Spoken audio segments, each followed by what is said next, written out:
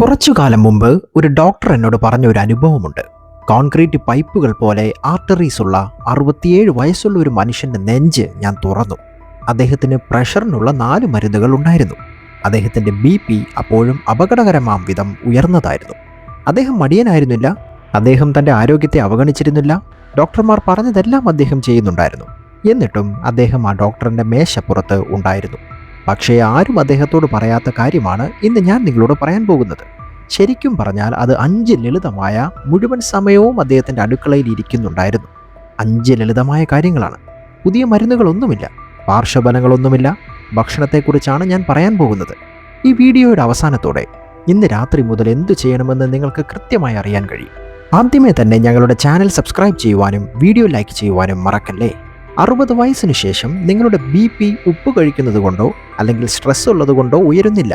നിങ്ങളുടെ ധമനികളിൽ അഥവാ ആർട്ടറീസിൽ കൂടുതൽ ആഴത്തിലുള്ള എന്തോ സംഭവിക്കുന്നു. നിങ്ങളുടെ രക്തക്കുഴലുകളെ ഒരു ഗാർഡൻ ഹോസ് പോലെ സങ്കല്പിക്കുക.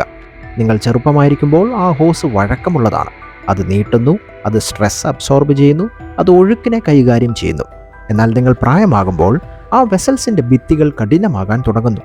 ഒരു വഴക്കമുള്ള ഹോസിന് കഴിയുന്ന അതേ സ്ട്രെസ് ഒരു റിജിഡായ ഹോസിന് കൈകാര്യം ചെയ്യാൻ കഴിയില്ല. അപ്പോഴാണ് കാര്യങ്ങൾ തെറ്റായി പോകാൻ തുടങ്ങുന്നത്. അപ്പോൾ എന്തുകൊണ്ടാണ് ഭക്ഷണം ഇത്ര പ്രധാനമാകുന്നത്? കാരണം നിങ്ങൾ ഒരു ദിവസം എന്താണോ 3 തവണ കഴിക്കുന്നത് അത് ആ ഇൻഫ്ലമേഷനെതിരെ പോരാടുകയോ അതിനെ പോഷിപ്പിക്കുകയോ ആണ്. ഓരോ ഭക്ഷണവും നിങ്ങളുടെ BPയെക്കുറിച്ച് നിങ്ങളുടെ ശരീരം എടുക്കുന്ന ഒരു തീരുമാനമാണ്. ഡോക്ടർമാർക്ക് എല്ലായ്പ്പോഴും അത് വിശദീകരിക്കാൻ സമയമില്ലാത്തതിനാൽ മിക്ക ആളുകളും അത് മനസ്സിലാക്കുന്നില്ല. ഈ വീഡിയോ അതിനെക്കുറിച്ചാണ്. ഇതാ നിങ്ങൾക്കായി ഒരു ചോദ്യം. ഇന്ന് രാത്രി അത്താഴത്തിനിരിക്കുമ്പോൾ നിങ്ങൾ ആദ്യം എന്തിനു വേണ്ടിയാണ് എത്തുന്നത്? മിക്ക ആളുകളെയും പോലെ നിങ്ങളുമാണെങ്കിൽ അത് ബ്രെഡ്, സോസേജ് അല്ലെങ്കിൽ ഏറ്റവും അടുത്തുള്ള ഒരു എണ്ണപ്പലഹാരത്തിൻ്റെ ഒരു കടിയായിരിക്കും. വ്യത്യസ്തമായ എന്തെങ്കിലും പരീക്ഷിച്ച് നോക്കൂ. ആദ്യം നിങ്ങളുടെ പച്ചക്കറികൾ കഴിക്കുക. ആ പ്ലേറ്റിലെ മറ്റെന്തിനേക്കാളും മുമ്പ് കഴിക്കുക. ഇപ്പോൾ നിങ്ങൾ എന്താണ് ചിന്തിക്കുന്നതെന്ന് എനിക്കറിയാം. അതാണോ നിങ്ങളുടെ വലിയ രഹസ്യം? ഞാൻ പറയുന്നത് കേൾക്കൂ. നിങ്ങൾ ആദ്യം പച്ചക്കറികൾ കഴിക്കുമ്പോൾ നാരുകൾ നിങ്ങളുടെ വയറ്റിൽ ഒരുതരം മെഷ് ഉണ്ടാക്കുന്നു. ഒരു ഫിസിക്കൽ ബാരിയർ, ഒരു തടസ്സം. ആ തടസ്സം ചെയ്യുന്നത് ശ്രദ്ധേയമാണ്. നിങ്ങളുടെ ഭക്ഷണത്തിൻ്റെ ബാക്കി ഭാഗങ്ങളിൽ നിന്നുള്ള പഞ്ചസാര നിങ്ങളുടെ ബ്ലഡ് ഫ്ലോയിൽ പ്രവേശിക്കുന്നതിൻ്റെ വേഗത ഇത് നാടകീയമായി കുറയ്ക്കുന്നു. BPക്ക് അത് പ്രധാനമാകുന്നത് എന്തുകൊണ്ടാണ്?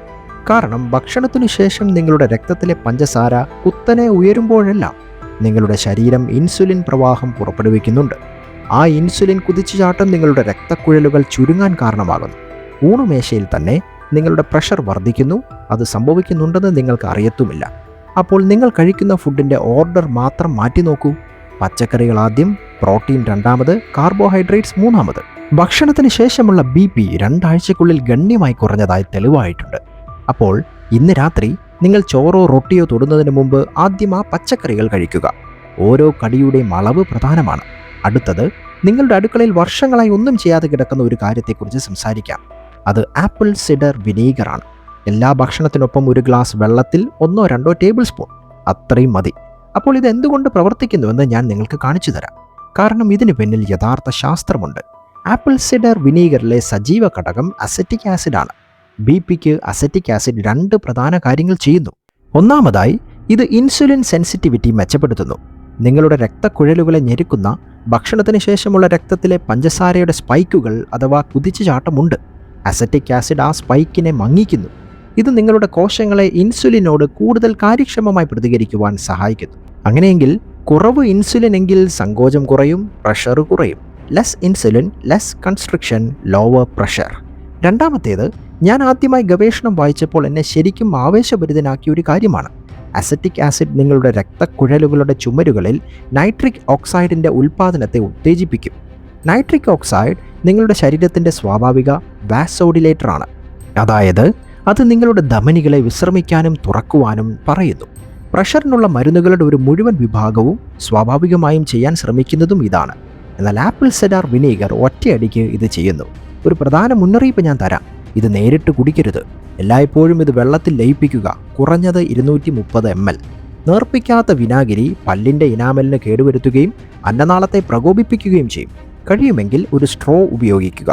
നിങ്ങൾക്ക് വയറ്റിലെ അൾസറിൻ്റെയോ ആസിഡ് റിഫ്ലക്സിൻ്റെയോ ചരിത്രമുണ്ടെങ്കിൽ ഇത് ആരംഭിക്കുന്നതിന് മുമ്പ് നിങ്ങളുടെ ഡോക്ടറുമായി സംസാരിക്കൂ. എന്നാൽ 60 വയസ്സിന് മുകളിലുള്ള മിക്ക ആളുകൾക്കും നിങ്ങൾക്ക് ചെയ്യാൻ കഴിയുന്ന ഏറ്റവും ലളിതവും സുരക്ഷിതവുമായ കൂട്ടിച്ചേർക്കലുകളിൽ ഒന്നാണ് ഇത്. പ്രഭാത ഭക്ഷണത്തോടൊപ്പം ഒരു ഗ്ലാസ് ആപ്പിൾ സിഡർ വിനീഗർ, ഉച്ചഭക്ഷണത്തോടൊപ്പം 1, അത്താഴത്തോടൊപ്പം 1. 3 ആഴ്ച സമയം നൽകി നിങ്ങളുടെ BP നമ്പറുകൾ പിന്നെ പരിശോധിക്കുക. നിങ്ങൾ എപ്പോഴെങ്കിലും ആപ്പിൾ സിഡർ വിനീഗർ പരീക്ഷിച്ചിട്ടുണ്ടോ? ഇതിനെക്കുറിച്ച് നിങ്ങൾ എന്താണ് കേട്ടത്? നിങ്ങൾ എന്താണ് പരീക്ഷിച്ചത്? നിങ്ങളെ അത്ഭുതപ്പെടുത്തിയത് എന്നിവ കമൻറ്റ് ബോക്സിൽ അറിയുവാൻ ഞാൻ ആഗ്രഹിക്കുന്നു. ഇനി ഞാൻ നിങ്ങളോടൊരു കാര്യം ചോദിക്കട്ടെ. രാവിലെ നിങ്ങളുടെ BP പരിശോധിക്കാറുണ്ടോ? മിക്ക ആളുകളും അങ്ങനെ ചെയ്യുന്നു. എന്നാൽ ആരും ഇതിനെക്കുറിച്ച് സംസാരിക്കാറില്ല.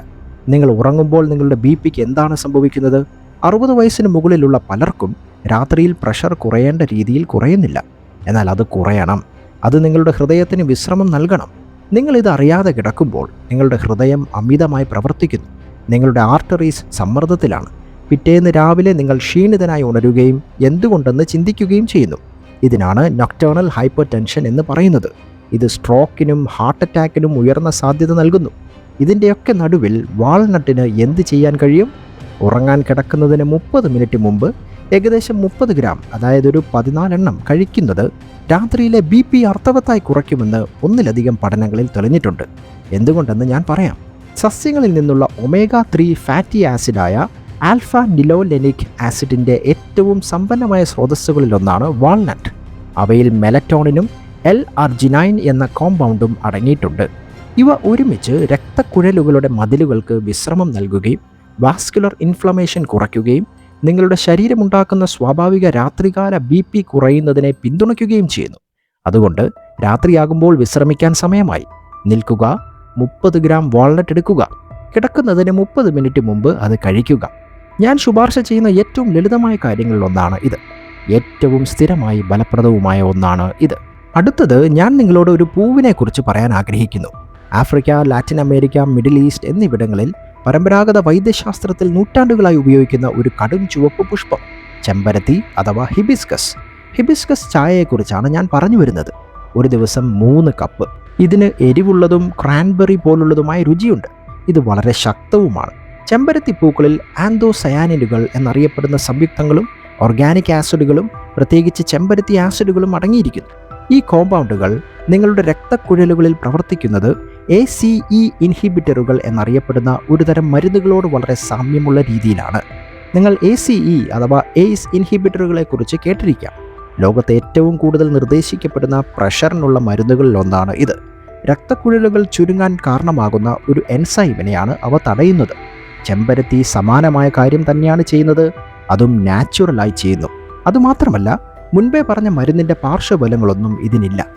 ജേണൽ ഓഫ് ന്യൂട്രീഷനിൽ പ്രസിദ്ധീകരിച്ച ഒരു പഠനത്തിൽ ദിവസേന ഹിബിസ്കസ് ചായ കുടിക്കുന്നത് ഉയർന്ന BP ഉള്ള മുതിർന്നവരിൽ ശരാശരി 7 പോയിന്റ് വരെ കുറയ്ക്കുമെന്ന് കണ്ടെത്തി. 7 പോയിന്റുകൾ. അത് ക്ലിനിക്കലി പ്രാധാന്യമർഹിക്കുന്നു. ഡോക്ടർമാരെ ശ്രദ്ധിക്കാൻ പ്രേരിപ്പിക്കുന്ന തരത്തിലുള്ള ഒരു ഫലമാണ് ഇത്. ഒരു ദിവസം 3 കപ്പ്. ചൂടോടെയോ തണുപ്പോടെയോ കുടിക്കാം. പഞ്ചസാര വേണ്ട. കാരണം പഞ്ചസാര നമ്മളിവിടെ ചെയ്യാൻ ശ്രമിക്കുന്ന എല്ലാത്തിനും എതിരായി പ്രവർത്തിക്കും. നിങ്ങൾക്ക് ആവശ്യമെങ്കിൽ ഒരു ചെറിയ സ്പൂൺ തേൻ ഉപയോഗിക്കാം. അത് തികച്ചും നല്ലതാണ്. ശ്രദ്ധിക്കുക, നിങ്ങൾ ഇതിനകം ACE ഇൻഹിബിറ്റർ മരുന്ന് കഴിക്കുന്നുണ്ടെങ്കിൽ പതിവായി ഹിബിസ്കസ് ചായ ചേർക്കുന്നതിന് മുമ്പ് ദയവായി നിങ്ങളുടെ ഡോക്ടറുമായി സംസാരിക്കുക. എന്നാൽ മിക്ക ആളുകൾക്കും ഇത് മനോഹരവും ലളിതവും യഥാർത്ഥത്തിൽ ആനന്ദകരവുമായ ഒരു ശീലമാണ്.